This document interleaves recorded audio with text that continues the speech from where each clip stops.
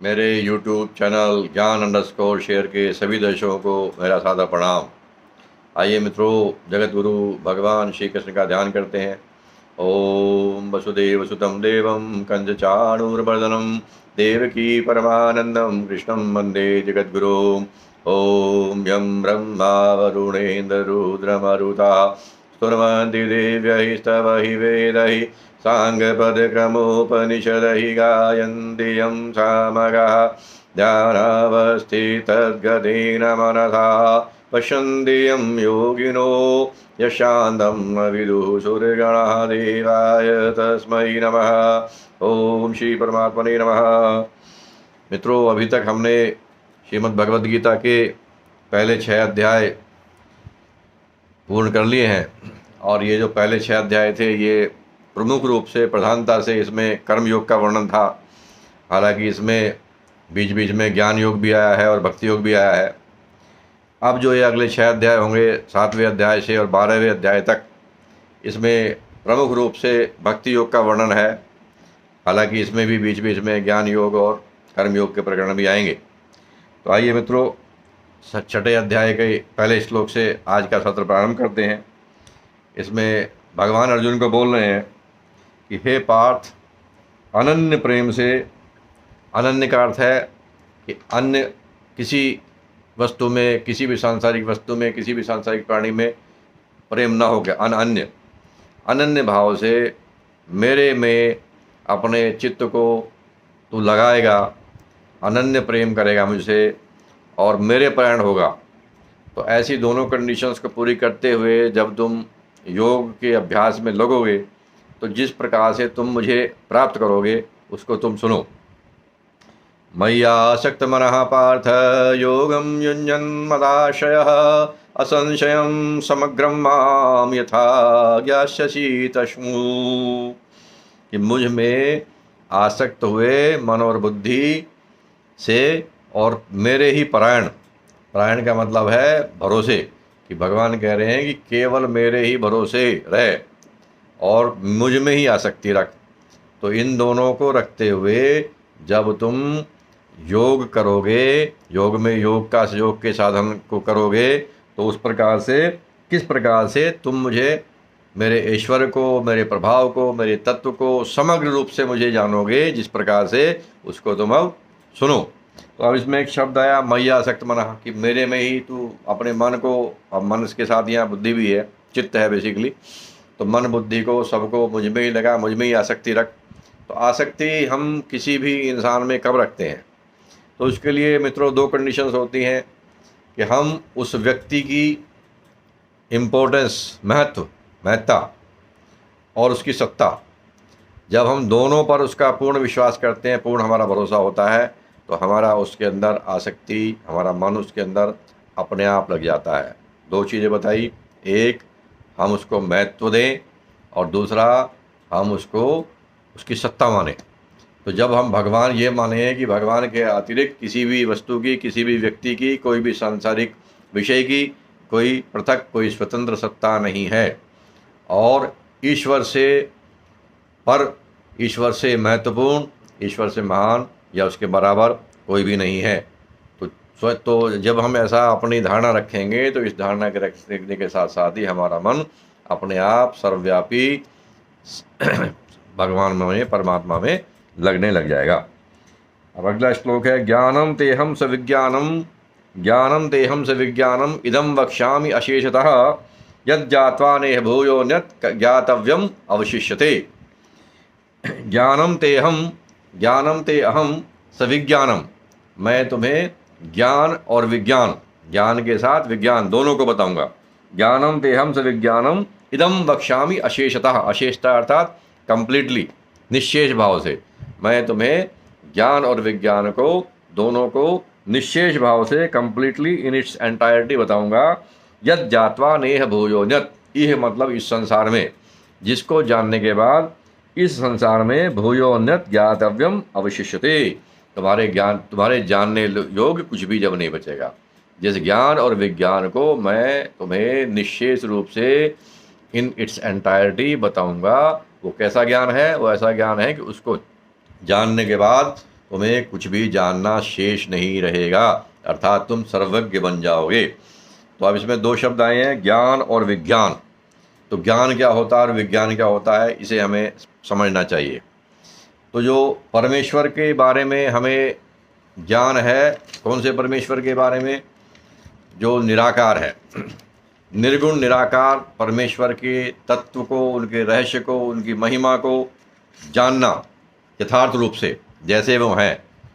फिर से रिपीट कर रहा हूँ, निर्गुण निराकार परमेश्वर के स्वरूप को, उनके तत्व को, उनके प्रभाव को, उनके गुणों को जानना, उनकी महिमा को यथार्थ रूप से जानना ज्ञान कहलाता है।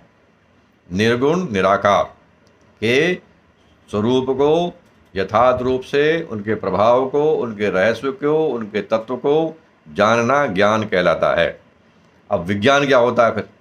तो विज्ञान होता है सगुण निराकार और सगुण साकार। सगुण निराकार और सगुण साकार जो परमात्मा है, उनके रूप को, उनकी लीलाओं को, उनकी महत्ता को, उनके जो भिन्न भिन्न अवतार होते हैं उनके बारे में, उन सबको यथार्थ रूप से जानना विज्ञान कहलाता है। तो ईश्वर, इससे क्या ये हमें निष्कर्ष निकलता है कि ईश्वर निर्गुण निराकार भी हैं, ईश्वर सगुण निराकार भी हैं, ईश्वर सगुण साकार भी हैं। लेकिन जो उनका साकार रूप है वो दिव्य रूप है, दिव्य शरीर है। हम जैसे, आप जैसे लोगों की तरह से हाड़ मांस का बना उनका शरीर नहीं है। तो इसमें इस श्लोक में भगवान कह रहे हैं, ज्ञानम तेहम स विज्ञानम इदम वक्ष्यामि अशेषतः। तो ज्ञान और विज्ञान दोनों मैं तुमको बताऊंगा, और जिसको जानने के बाद तुम्हारे लिए इस संसार में कुछ भी जानना शेष नहीं रह जाएगा।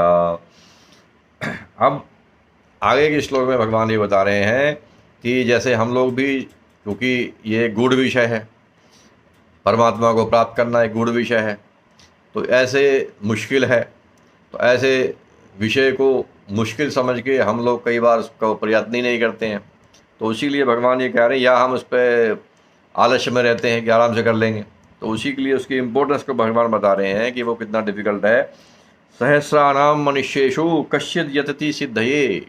ये अपनी सिद्धि के लिए, परमात्मा प्राप्ति की जो सिद्धि है उस सिद्धि के लिए हजारों मनुष्य, सहस्र मतलब हजार, सहस्रानाम मनुष्येषु कश्चित् यतति, उनमें से कोई, हजारों में से कोई परमात्मा प्राप्ति की सिद्धि के लिए यत्न करता है, प्रयास करता है। और जितने प्रयास करते हैं उनमें से भी क्या सबको सिद्धि मिल जाती है? नहीं। अगले लाइन में क्या करें, यततानाम विसिद्धानाम कश्चित् माम वेत्ति तत्वतः। जो यत्नपूर्वक सिद्धि के लिए प्रयास करते हैं, योग का अभ्यास करते हैं, अन्य साधनों का उपयोग करते हैं, उनमें से भी मुझे तत्व से कोई ही जान पाता है। उनमें से तत्वतः, तत्व से मेरे असली तत्व को, मेरे असली रहस्य को, मेरे असली प्रभाव को, उनमें से भी जो हजारों में से, पहली बात तो हजारों में से कोई प्रयास करता है, और जितने प्रयास करते हैं उनमें से भी कोई एक ही मेरे परायण होकर, कोई एक ही मुझ पर भरोसा रख के मुझे उसको प्राप्त कर पाता है। अब इसके बाद में ऐसा होता क्यों है?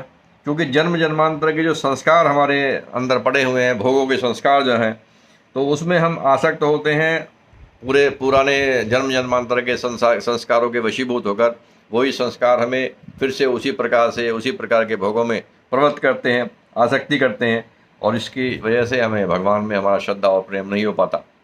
तो इस कारण से हम जो है इस प्रयास को नहीं कर पाते हैं।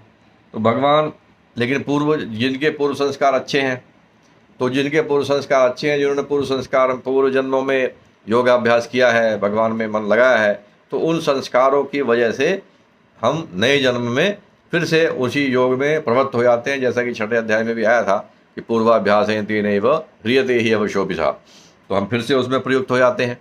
तो उन संस्कारों की वजह से कोई आदमी ही, फिर भी कोई एक ही आदमी हजारों में से इस प्रयास में सफल हो पाता है। अब अगले श्लोक में भगवान जो है अपनी प्रकृति के बारे में बताया, अपने स्वभाव के बारे में कि भगवान की प्रकृति कैसी है। तो भगवान की प्रकृति 2 प्रकार की है, एक परा प्रकृति और एक अपरा प्रकृति। तो ये बहुत ही इम्पोर्टेंट श्लोक है 4 और 5 भगवान को समझने के लिए। तो इसका वर्णन करेंगे। भूमिरापो नलो वायुः खं मनो बुद्धिरेव च, भूमिरापो नलो वायुः खं मनो बुद्धिरेव च, अहंकारम मितीयं मे भिन्ना प्रकृतिरसदा। ये भगवान की जो 8 जिसके विभाग किए हैं, 8 प्रकार से विभाजित भगवान ने बताया कि ये मेरी अपरा प्रकृति है, ये मेरी अपरा प्रकृति है, जिसको बोलते हैं इंग्लिश में फिनोमिनल नेचर है मेरी। कौन सी है, कौन से उसके 8 विभाजन है। भूमि, जो हमारे 5 महाभूत हैं उनके लिए कहा, भूमि आपः जल, भूमि आपो अनलो अग्नि, वायु खम आकाश, मनो बुद्धि रेव च मन और बुद्धि, अहंकारम और अहंकार, इतीयम में भिन्ना प्रकृति श्रद्धा। इस प्रकार से 8 भागों में विभाजित मेरी अपरा प्रकृति है। अब इस प्रकृति के अलावा दूसरी भी एक भगवान की प्रकृति है जिसे परा प्रकृति बोलते हैं। वो परा प्रकृति कैसी है। अपरेयम इतस्त्वन्याम, इससे दूसरी अर्थात अपरा प्रकृति से, जो अभी ये 8 भागों वाली जो अपनी प्रकृति बताई भगवान ने अपरा प्रकृति, उससे भिन्न एक भगवान की परा प्रकृति भी है। तो वो क्या बता रहे हैं, अपरेयम इतस्त्वन्याम प्रकृतिम विद्धि में पराम, इससे मेरी दूसरी एक जो परा प्रकृति है उसको भी तुम जानो। जीव भूताम महाबाहो येदम धारयते जगत, जिस मेरी परा प्रकृति से मेरी जीव रूपा परा जो प्रकृति है, जो चैतन्य है, जो जीव है, वो ही जो अपरा प्रकृति को धारण किए हुए, जिससे संपूर्ण जो जगत है धारण किया जाता है। किससे धारण किया जाता है, परा प्रकृति से। तो भगवान की जो परा प्रकृति है वही इस संपूर्ण जगत को धारण किए हुए है। तो ये भगवान की 2 प्रकार की प्रकृति बताई। इसीलिए इसी जीव के लिए भगवान ने और भी आगे अध्यायों में कहा है कि ममय वांशो, जो कि भगवान का अंश है, जो चेतन अंश है। तो परा हो गया जो भगवान का चेतन अंश है, और जो अपरा होगी प्रकृति वो जड़ अंश है। तो परा प्रकृति के बिना जड़ अंश की कोई पृथक सत्ता, कोई स्वतंत्र सत्ता नहीं है। तो इसी को भगवान ने जो जीव को कहा है कि ममय वांशो जीव लोके जीव भूता सनातना, मेरा ही अंश शरीरस्थ होकर, प्रकृतिस्थ होकर जीव बन गया। ममय वांशो जीव लोके जीव भूता सनातना। तो इस प्रकार से ये 2 प्रकार की जो है भगवान की प्रकृति है, इनका इसमें वर्णन किया भगवान ने। और जीवात्मा जो है में वस्तुतः, जैसे जीवात्मा ये एक होता है कि जीवात्मा क्या स्त्री है, पुरुष है या नपुंसक लिंग है, तो जीवात्मा का कोई लिंग नहीं होता। जीवात्मा इस प्रकार से उसमें भेद नहीं है कि वो पुल्लिंग है, नपुंसक है, स्त्री की जीवात्मा अलग है, पुरुष की अलग है, ऐसा उसमें कोई भेद नहीं है। सबकी जीवात्मा एक समान है, इस प्रकार का भेद उसमें नहीं है।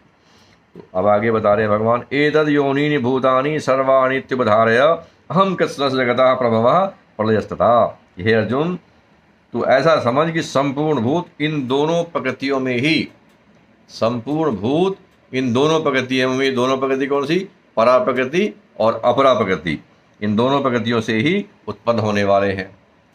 परा प्रकृति और अपरा प्रकृति, इन दोनों प्रकृतियों से ही सारे प्राणी उत्पन्न होते हैं। और मैं संपूर्ण जगत का प्रभव और प्रलय हूँ। मैं संपूर्ण जगत का प्रभव मतलब अर्थात मेरे से ही संपूर्ण जगत उत्पन्न होता है।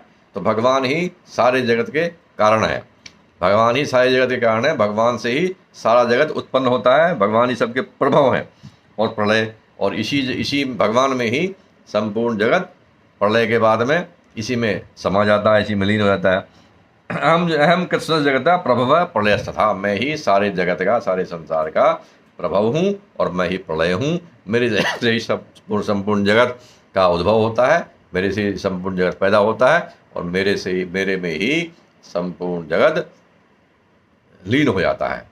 तो इसके बाद अगला श्लोक है, मत्तः परतरम नान्यत किंचित अस्ति धनंजय।